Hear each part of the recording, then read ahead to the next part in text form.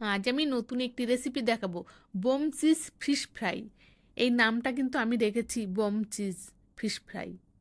নামের কারণটা জানতে হলে অবশ্যই ভিডিওটি দেখুন। পেঁয়াজ, আদা, রসুন, কাঁচা লঙ্কা, ধনেপাতা, পুদিনা পাতা পেস্ট করে নিয়েছি। তার ভিতরে ভেটকি মাছের ফিলে দিয়েছি। লবণ আর লেবুর রস দিয়ে ভালো করে মেখে মেরিনেট করে রাখতে হবে। লবণ দিয়ে ডিম ফেটিয়ে নিয়েছি। এবার ওই মাছের ভিতরে কর্নফ্লাওয়ার আর একটু ডিমের গোলা দিয়ে ভালো করে মাখিয়ে নিয়েছি। এবার ব্রেড ক্রামের উপরে মাছ একটা ফিলে রেখেছি, তার ভিতরে চিজ ভরে দিয়েছি।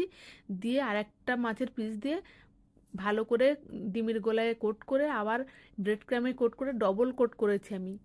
করে এবার ডিপ ফ্রাই করে নিতে হবে। এই ফিশ ফ্রাইটা কিন্তু আপনারা লো ফ্লেমে ভাজবেন।